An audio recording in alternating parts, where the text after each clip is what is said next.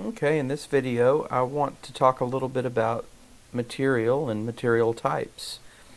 Whenever you start to get into the design and engineering of a part that you want to machine, you have to decide what type of material you want to make it out of. And one of the first questions that I always get is, well, how do I know? And how do I know what types of materials are available? And so in this video I'm going to show you a couple of resources that you can use to answer those questions.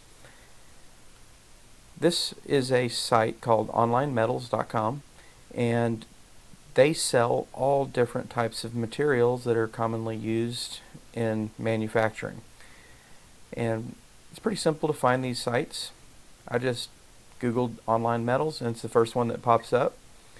As you can see, when I Googled that, I also got one for Metals Depot, Metals for You Online, Online Metals, and the list goes on.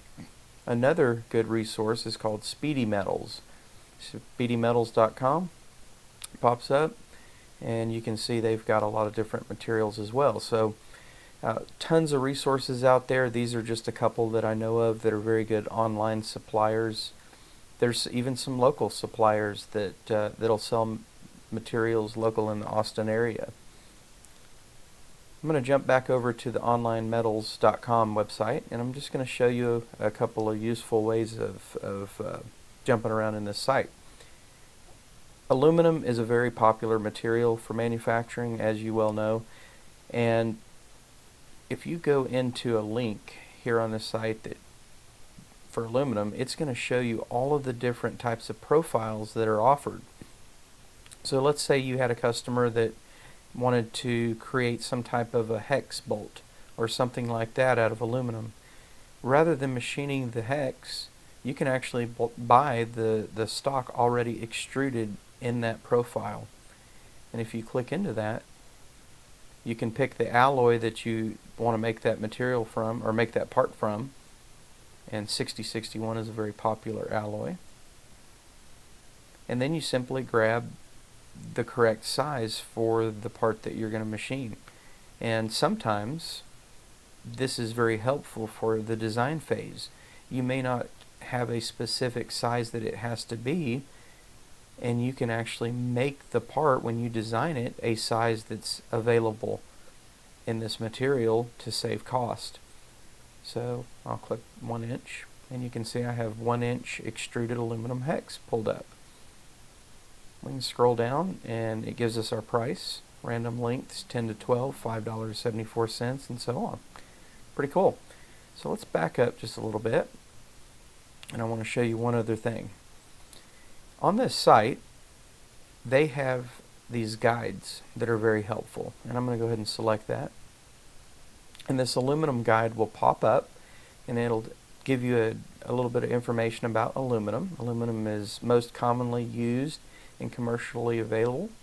It's a lightweight, high strength to weight ratio. Makes it a good choice for everything from aircraft to flashlights to just about anything you want to make out of metal.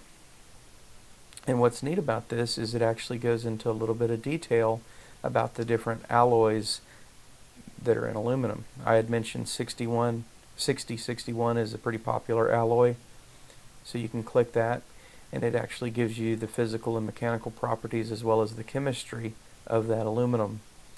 It also gives you a list of all the different types of 6061 that they sell. So these sites are a super resource, and I encourage you to use those throughout the class. They can give you some ideas on what types of lengths and widths and heights are available, so that when you're in the design phase of your project, you're not guessing. We'll do one more. We'll do aluminum flat bar. Aluminum flat bar, and I'll select 6061, and we're going to pretend that I have a part that needs to be approximately 3/4 of an inch thick. So I'm going to scroll down, and I'm going to find 3/4 inch thick, 0.75, and then I see my width dimension, 3/4 by 1.5, and so on. 3/4 by 4 inch. Perfect. That's exactly the size that I needed for the particular part that I was working on. And then I can go down and I can take a look at what the price would be. Where this helps you is if you design something and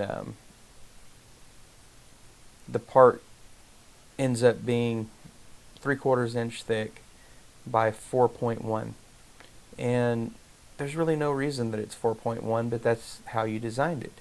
Well, if you come to these sites and you take a look at the available materials, you can see that that 4.1 dimension that you designed for no apparent reason would require you to jump up to 5-inch aluminum rather than 4-inch.